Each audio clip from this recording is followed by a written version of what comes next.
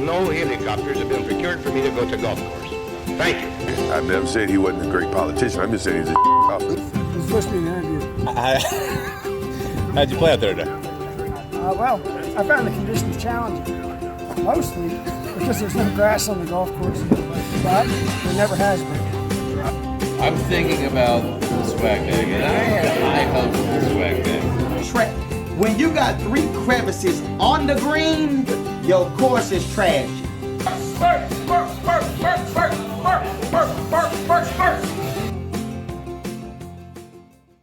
All right, welcome back. Episode 5, Beltway Golfer. Thanks for joining me. Appreciate everybody that listened last week to our show with Craig Kirby and Golf My Future My Game. Be sure to check out his website, golfmyfuturemygame.org.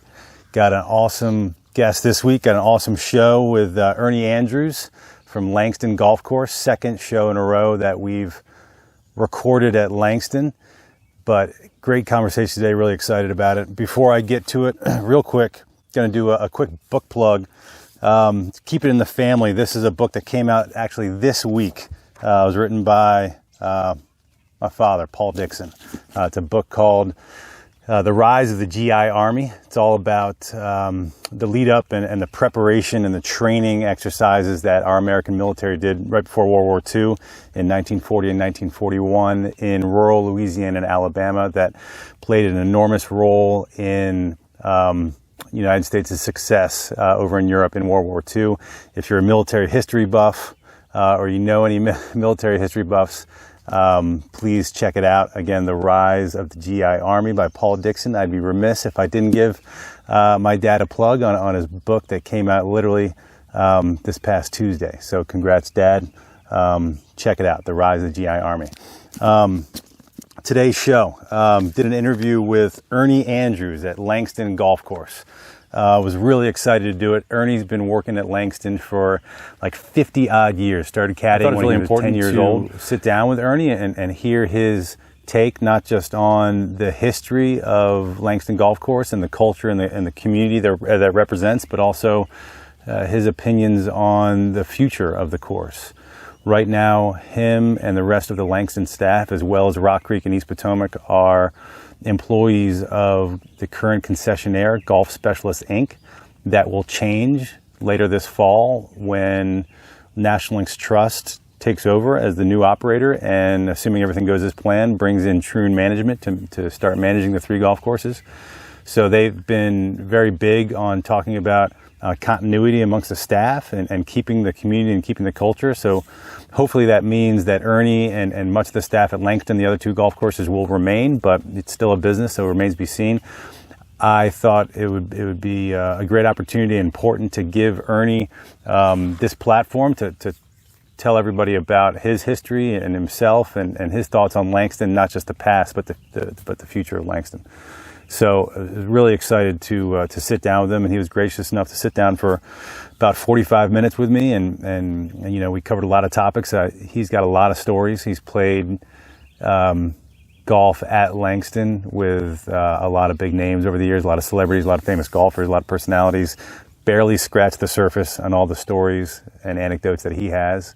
Before I get to the interview, one more book club, two today. This is a book that is very relevant to the conversation, and Ernie and I actually had a conversation about this book off camera after an interview. It's called Game of Privilege. It's about the history of African-American golf in the United States, written by a gentleman by the name of Lane Demis. I might be mispronouncing that, but Lane Demis, I believe.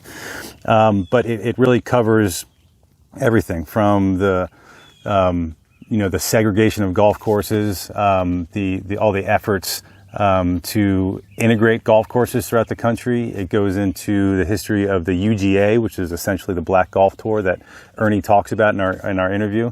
And there's several anecdotes and stories specifically about Langston Golf Course and golf and race throughout the 20th century in Washington, D.C. So I encourage everybody to check it out. The Game of Privilege, Lane Demis. That's it. So we'll get to the interview. Here's Ernie Andrews, Langston Golf Course. All right, we are out here at Langston Golf Course in Northeast DC with Ernie Andrews.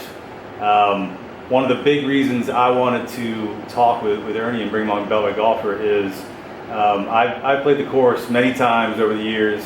I don't think I ever officially met Ernie, but Ernie is, at least to me, and I think a lot of golfers in the city, is kind of the face of Langston Golf Course, and has been working here for a long time. I won't make him say exactly how many years, but for a long time. Long time. Started caddying at Langston at what age? At the age of 10. 10. I won't even say what year because I don't want people to start doing the math. I appreciate that. But so we want to talk today. Obviously, changes are coming. In our first episode, we talked to National Lease Trust. This past week, they were awarded to be the new operator of the 3 golf courses by the National Park Service. So change is coming, and we certainly wanted the chance to talk to one of the longest members, if not the longest member of the Langston staff. I don't know. Are you the longest? I'm not. However, we have a couple guys that are up in age that are really staying in the house because of this pandemic. And that was here way before I was. Sure. Okay. So let's start. So give us a ballpark. How many years have you been working at this golf course? So you've been involved in Langston? You're talking about starting at 10. We're talking about around 50 years. 50 years. So you've seen a lot at Langston. And Langston's changed a lot in 50 years. Well, I've heard a lot from credible sources, and I experienced a lot also.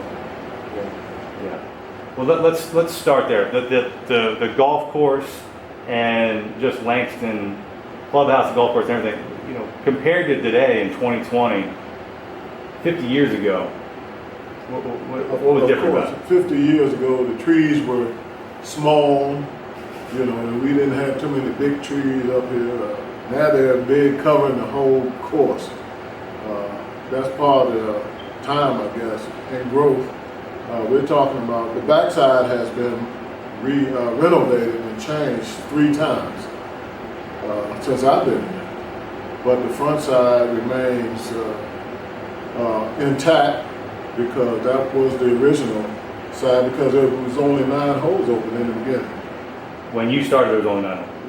Back in 39. Back in 39. Okay, I was saying. But you said so the back 9 has been renovated or changed at least 3 times since you've been here. Like the routing, where the holes go, that's changed since you've been here? More like,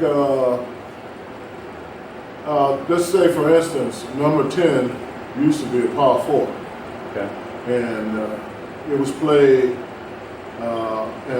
back in the 70s, in the late 70s, when Lee Elder was concessionaire here. Mm-hmm. Because that's when I saw Lee Trevino, Isao Aoki, Gary Player, and they had matches here. Yes, right. They had matches here, and they played the back 9. I remember specifically number 10 was still the par 4. Number 11 was the par 5. And now the course has been redone. It's been switched around where number 10 is the par 5, number 11 is the par 4. What was different when it was a par 4? So right now, number 10 at Langston, the back tees, you're hitting over across the water. That's where the tees were. But the green was maybe in the The greens were straight across where the driving range is now. Okay. And it went left. Where the driving range starts, there was just a bunch of high weeds and grass toward the river. That land wasn't even used. So when they put in the range? They put in the range, of course, when the company had it, golf course specialists had a contract with the people that was building the convention center downtown. Okay. And they won the contract for bottom soil and topsoil dumping.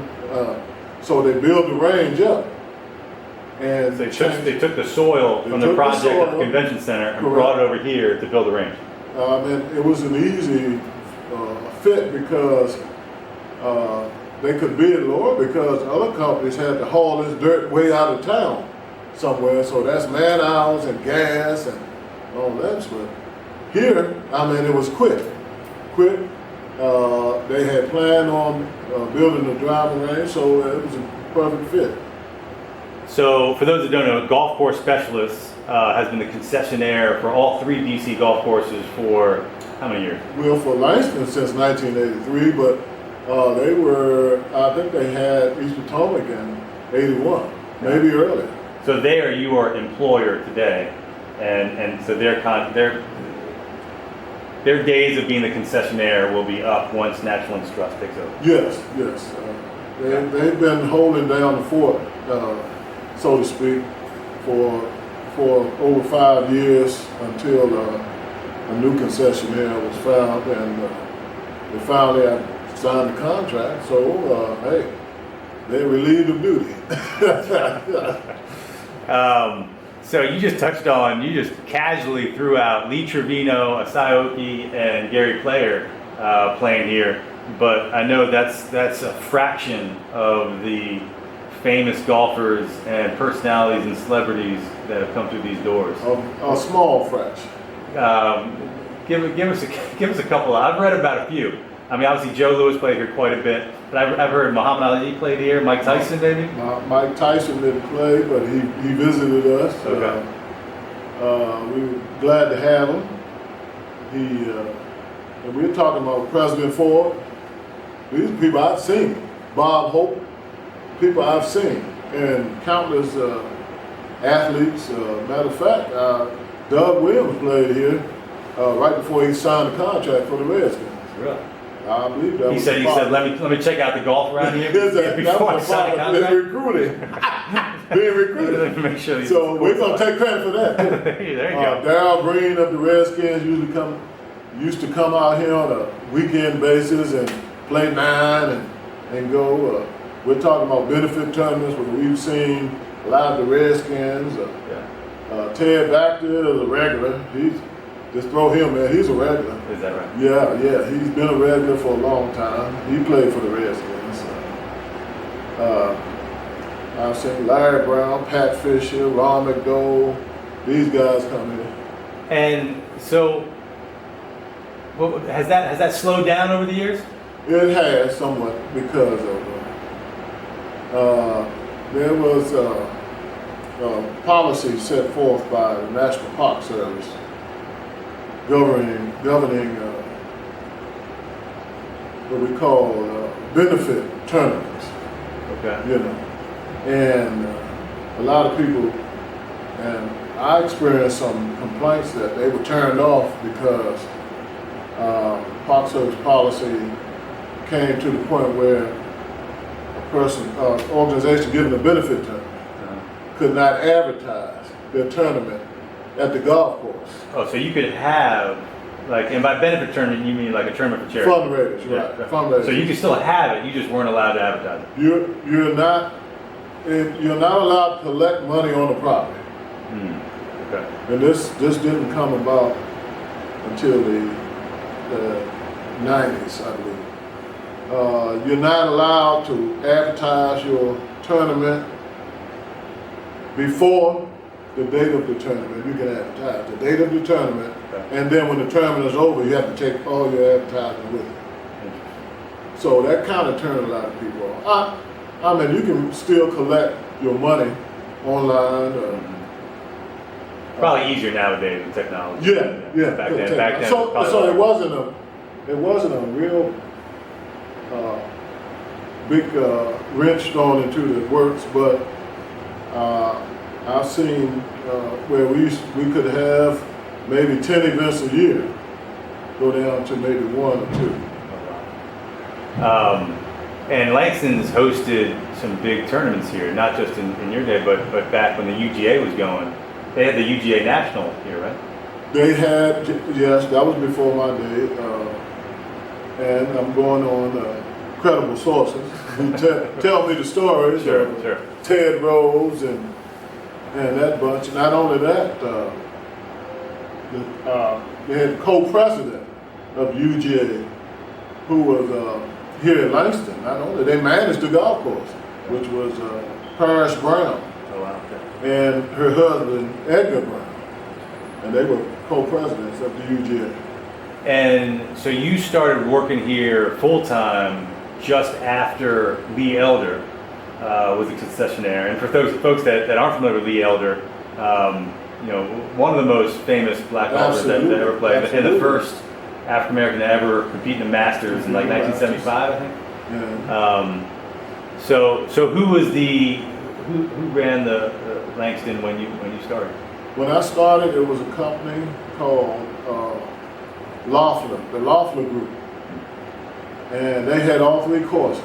And eventually, it dwindled down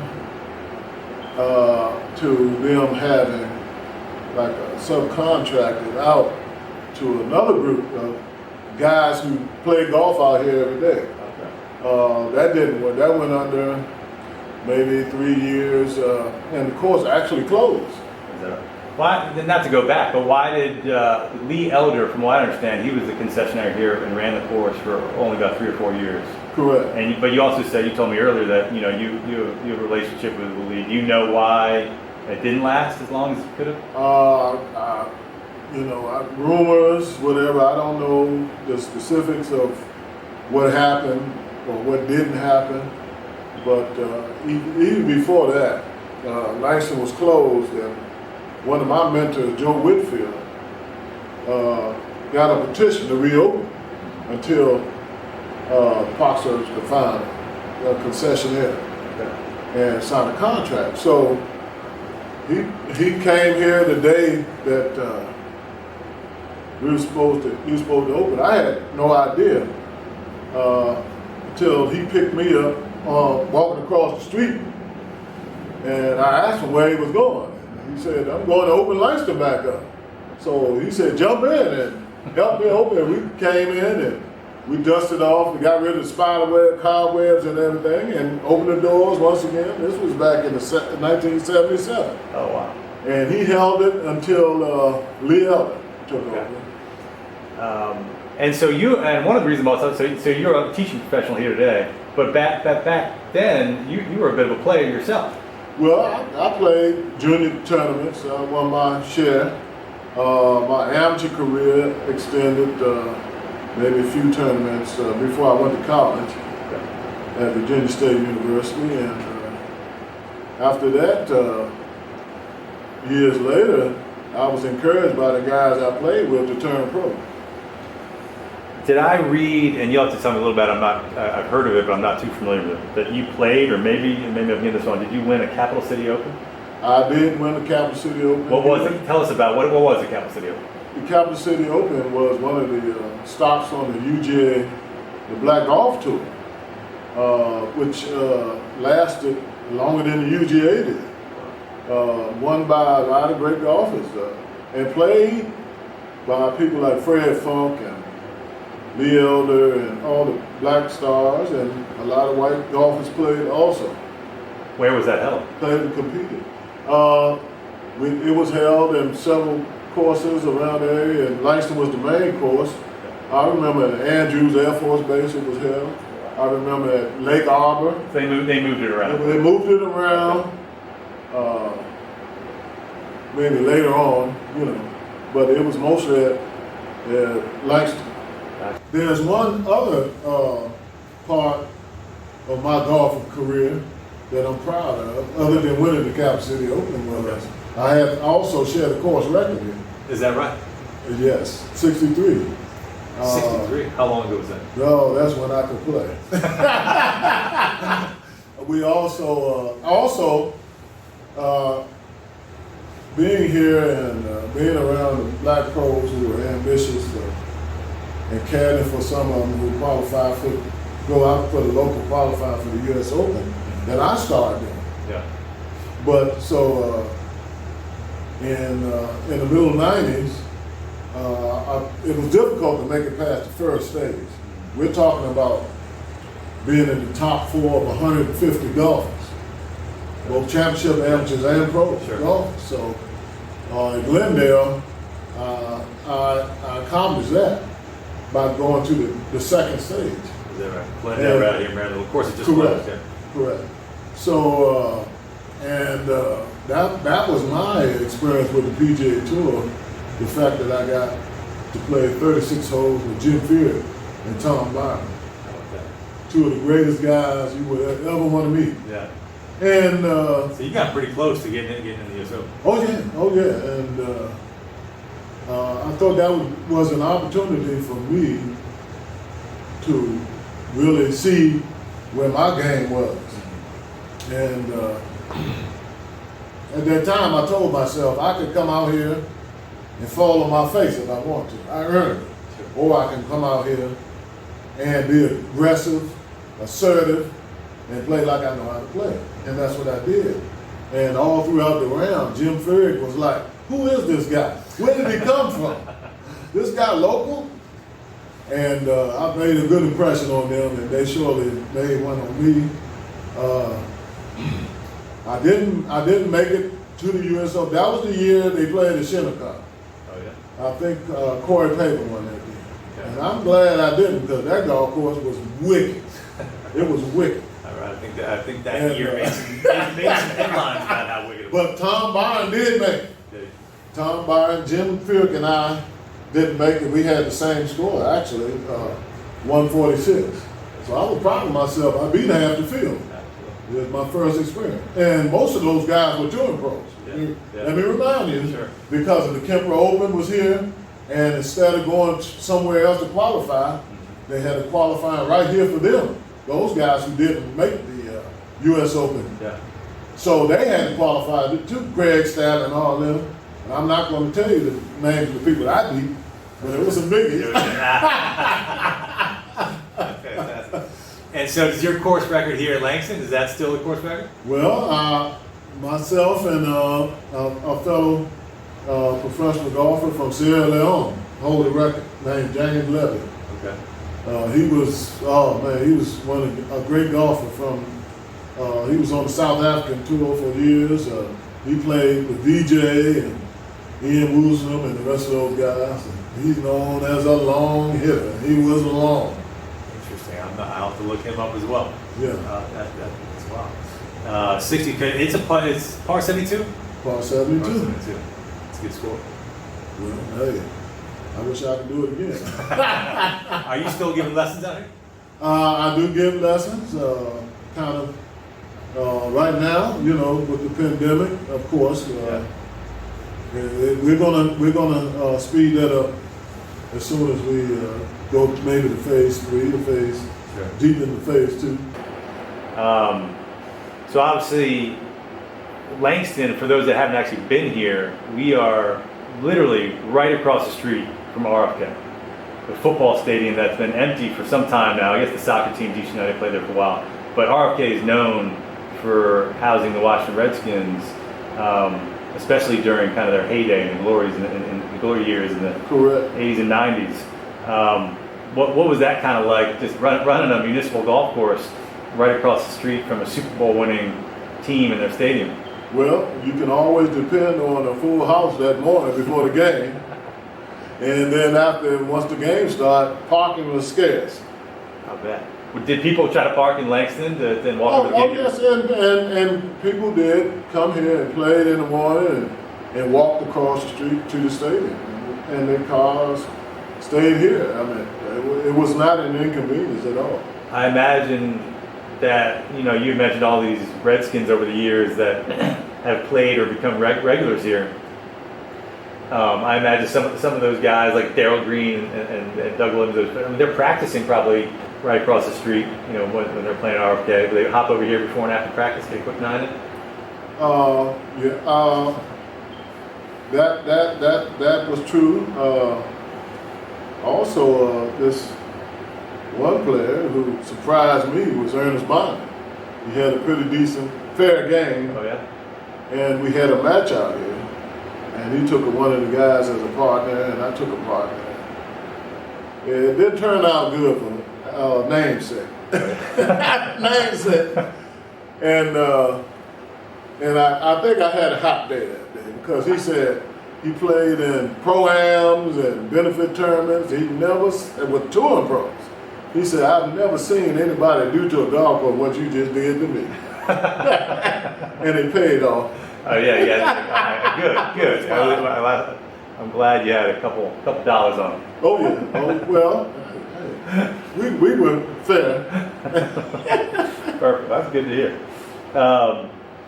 So So obviously there's been a lot of changes over the years. So, one of the other things I want to talk about is, the clubhouse here. So this is on the Register of National Historic Places, but this clubhouse here at Langston is something special. It's really a part of the community, and I mean, you can talk about it, but a lot of folks come here that aren't necessarily playing golf to meet their friends and get some food and spend some time. Well, one of the things that attracted people to Langston is that we had a collage of pictures of people who patronized Langston, the golfers, and the family members, come here to look on that board to see their family member who had passed away, to show their grandchildren, this is where Pop looked, this is where he was, this is where he stayed. And we must have had 200 or 300 pictures. We had names, honorary names of guys who patronized Langston on the benches. Their names are on the benches. The family members come to see that. And just the grill. People come off the street to partake at the grill, and they never play golf. They always accepted Langston as part of the community. I mean, when I come here to play golf, the term that comes to mind, it feels kind of like that, like barbershop culture a little bit. Yeah, oh yeah. Sometimes, and when people read the history of Langston, and have been coming here all this time, never realized, wow, I've been coming here, I've never realized this, I've never realized that. Sure. That's the thing, I mean, we're sitting with these pictures behind us. A lot of these, I didn't look at them closely, but a lot of these are honoring some of the clubs and, historic African-American clubs, like Wake Robin. Correct. Wake Robin, and obviously a lot more than I do about it, but they were the first all-women African-American women golf organization. They organized in, I believe, in 1939, when Langston was first opened, along with Wake Robin was the Royals, which is a men's golf club. So both of those are in the Black Golf Hall of Fame. And are there still members of those two groups still in existence? Sure, they still have events sure. here? Do they still play? Sure. Members still play here. The organizations are intact. They're recruiting younger people. And the pictures of that we're looking at now is the first celebration with the 75th anniversary of Langston Golf Course. And all these people were invited out to participate. We had tents set up. We had popcorn and face painting for the kids. 2013, 2014? We're talking about 75 years. Yeah, okay. And we've been every year, second week in June, except for this year. We celebrate Langston. So this would be. I haven't even fully digested some of the history and pictures on the walls of this place. And again, this is a small example of really what went on here. Yeah. Small example. Is it fair to say there's an easy argument to be made that this might be the most significant golf course in the country for African Americans and golf and sport of golf? Well, for a long time, and Langston was the mecca of black golf on the East Coast, along with some more golf clubs like Cobb's Creek and which is also getting a redo right now as well. You're right. And the Skyview Golf Club, which was sold just recently in New Jersey. I remember, that being my second home, along with golf course wasn't considered black, was Eisenhower in Annapolis, Maryland. But the reason why that was considered black because the head pro was black. Al Green was black. His brother Skip was his assistant pro, and his brother Frank was the superintendent. Really? Is that still again? They're closed right now. They're getting redone as well. They've been closed. Is that kind of still considered Well, we haven't. Since Al left Eisenhower to come here to work with Lee Elder. This is wild. And not only that, Frank came here also. They used to commute from Annapolis every morning. A car full of guys. Yeah. You know. So obviously changes are afoot, as we referenced earlier. You know, what is the community talking about when they think about the change? I would imagine there'd have to be some concern, like, you know, making sure that the history remains, the culture remains. You know, what's the scuttlebutt, if you will, around the clubhouse? What are people concerned about? Because of the pandemic, you don't hear much of anything because people are not here. However, we're in a wait and see mode. You know, we're anticipating improvement, not necessarily change, but improvement of what you have already, Sure. and building on what is already established. So if you don't have that in mind, then you may do this community a disservice. Right, and you might end up with the community kind of turn your back on the force. Especially the DC City Council. Yeah. They protect this place viciously.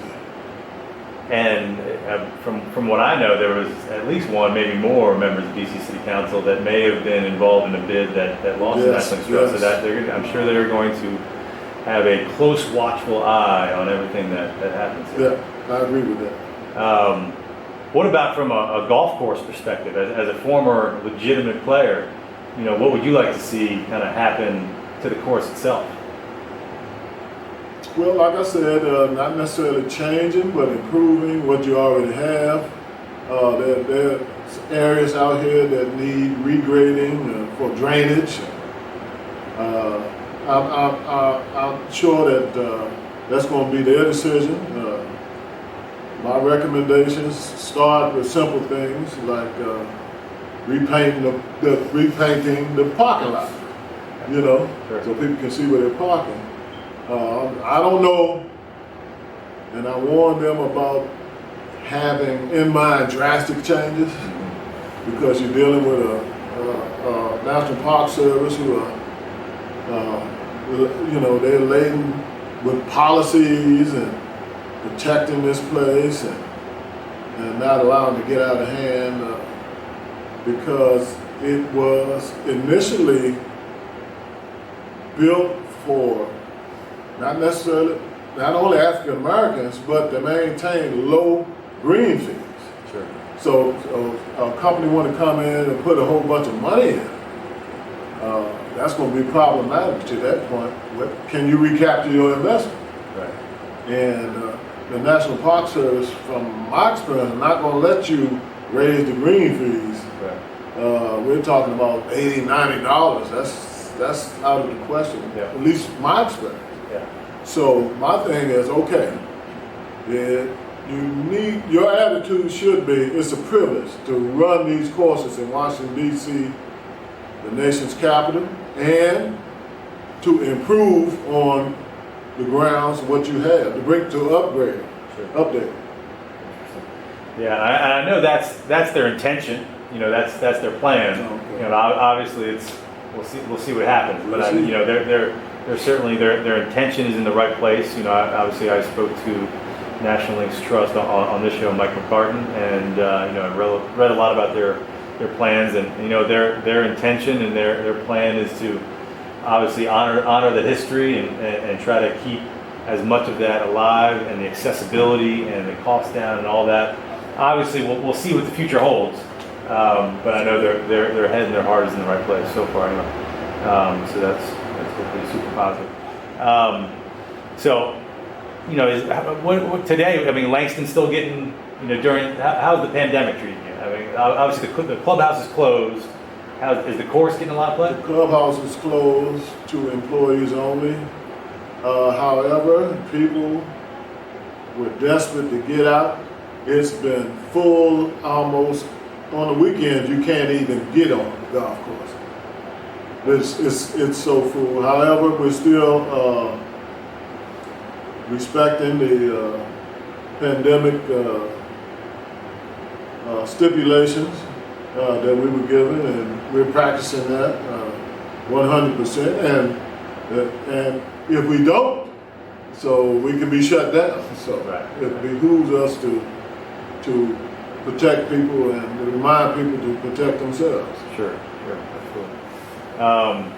So one of the things that's interesting about National Link's trust and their plan is one of the gentlemen who has agreed to come in and do some of the coursework is a gentleman named Bo Welling, who I didn't know the name before too long ago, but he has his own golf course architecture and design firm. But he's also the lead course designer for a certain Tiger Woods.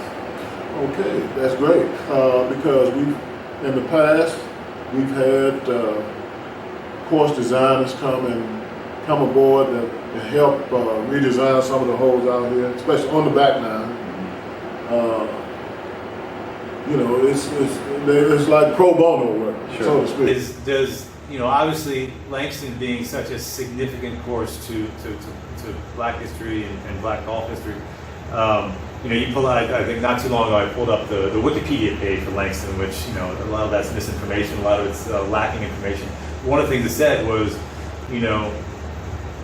essentially every significant Black golfer in the history of the game has come through these doors or played this, except there's one very notable exception, and that's Tiger Woods. Does that matter to the folks here? It doesn't affect the history. However, we respect that. Respectfully, we lobbied Tiger Woods to come here and do a clinic. However, we don't have the space. We're talking about he might attract 50,000 people, and we have nowhere to put it. Yeah. So that's been problematic. But we've been in contact with Tiger. And has he been over the years? Has he been responsible? Yeah. Okay. But he really wants to raise money for the junior golf programs in the area, and he's been in the area, but just not at Langston. Yeah. How about another famous golfer who was in the White House not too long ago, Mr. Obama? Mr. Obama hasn't been here yet. I'm sure he knows about Langston.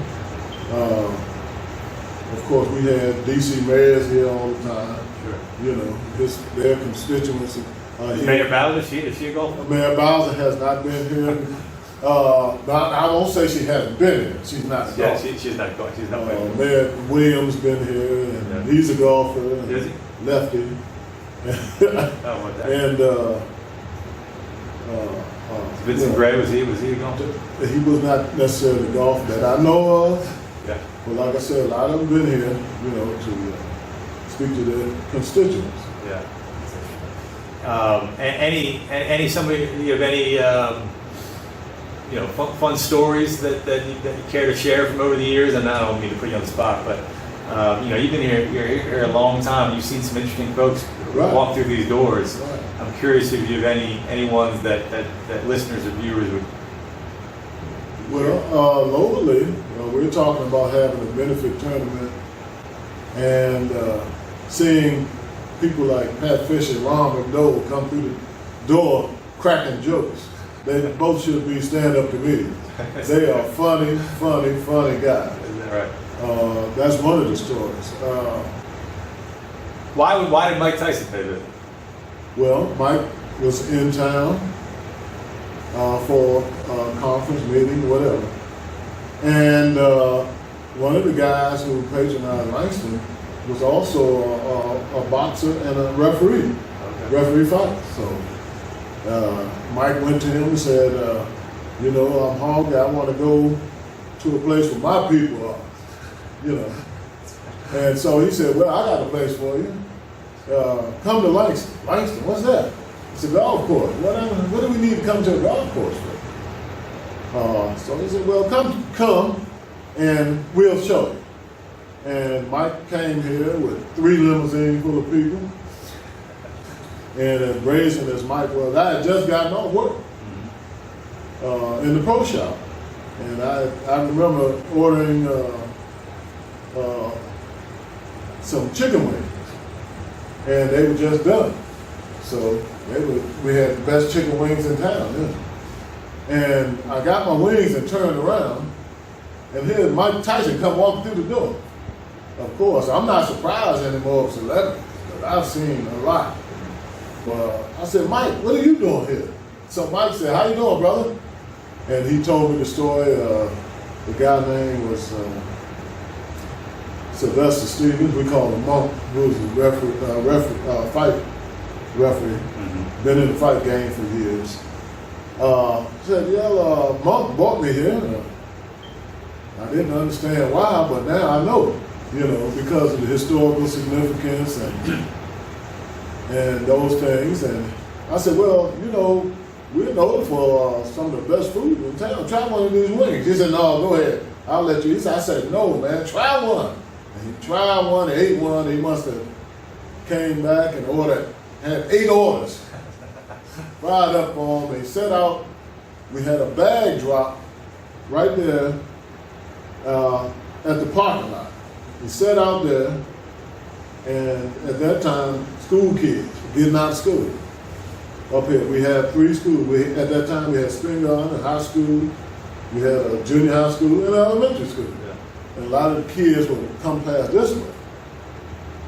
So Mike had sat out there for 3 hours, signing autographs, pictures, giving away things to the kids that came through here. So that was...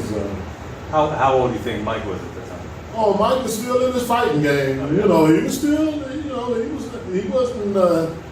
he was in his maybe early 30s or something like that. And you mentioned spin guard. So spin, I mean, it is some, it's not here anymore, but they've had some famous, among other things, basketball players come through those doors. Oh, yeah. Pearl Washington, Dave Ben. Oh, yeah. Did Elgin Baylor play there? Elgin played. Sherman Douglas? Am I getting that? Yeah, there you go. Some big time players. Big time, NBA players. Absolutely. Elgin Baylor, NBA Hall of Fame. Were you here? What about Muhammad Ali? Well, I wasn't here, but Muhammad Ali would stop in. Another person, I was told that Tony Atlas, who was a wrestler, would come here and play chess and checkers with the older guys. They sit around, and the story is about how he would have to literally blend down to get through the door. He was so tall and big. That's funny. The last thing I want to talk about before we get you out of here, you caddied a little bit, and one big famous name that people know is Jim Thorpe. Caddied for. Like I said, I caddied for his main caddy was a guy by the name of Jelly Hansberg, Richard Hansberg. Yeah. He's caddied for Jim for years. When he wasn't able to make it, we're talking practice rounds for U.S. Open qualifiers and stuff like that. He would come and get me. Jelly for years. If you watch all the tournaments, a lot of tournaments, you will see him as a guy who was on the par 3 teams, which his job was to communicate what the players was hitting to the broadcasters. And he also was the vice president of the PGA Tour Caddies Association for years. I'll have to look him up. So how did you get connected with Jim? With Jim? Yeah. Oh man, this has been like a safe haven for black professional golfers. At a young age, I saw Jim Thorpe and Jim Dent, his brother Chuck Thorpe. Many players came through. So you met him from him playing here, Langston? Come here in Langston. Many players. And it was like on a day-to-day basis. You didn't know who was going to show up. And they would stand down there and hit balls, and Calvin Pete came here and hit my practice balls. And Jim, I used to loan him my practice bag, and I kept immaculate balls. Because at that time, we didn't have a driving range. So they would look at the ball and say, hey man, I can play with some of these. I'm like, hey man, don't even try. Don't even try. Hit them out there, I'll go get them. But no. Well, we had fun.